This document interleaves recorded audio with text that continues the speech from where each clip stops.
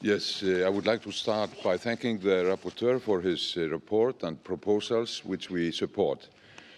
The mass rallies of solidarity in the wake of the atrocities committed in Paris are a testimony to the determination that never will people give up the freedom and liberties that have been acquired through centuries of struggle. We have now once again been reminded that the struggle for freedom never ends.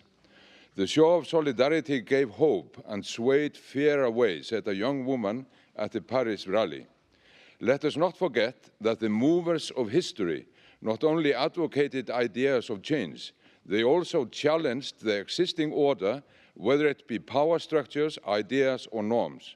They did this in varying ways, but sometimes with a pen as their only weapon.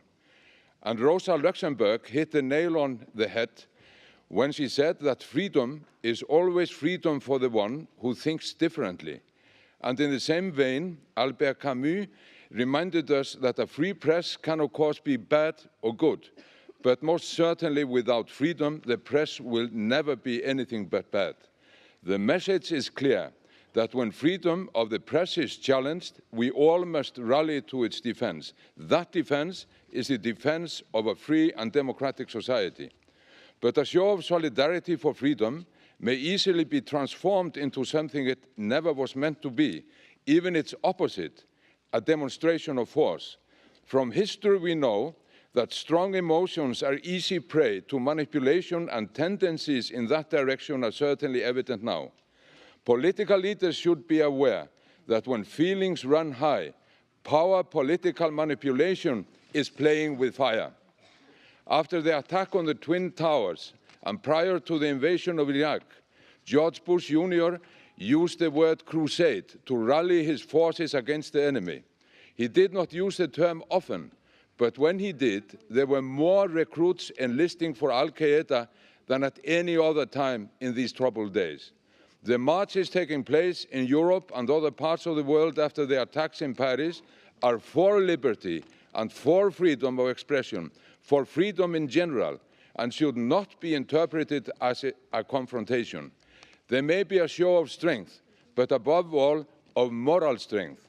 In the autumn session of the Council of Europe, we were addressed by the President of Stortinget, the Norwegian Parliament, Olemic Thommessen.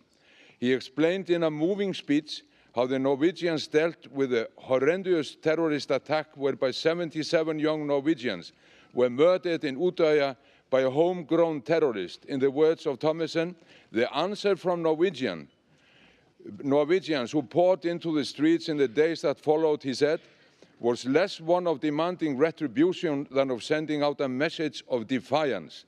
People marched in silence, many carrying a single rose to remember the 77 victims.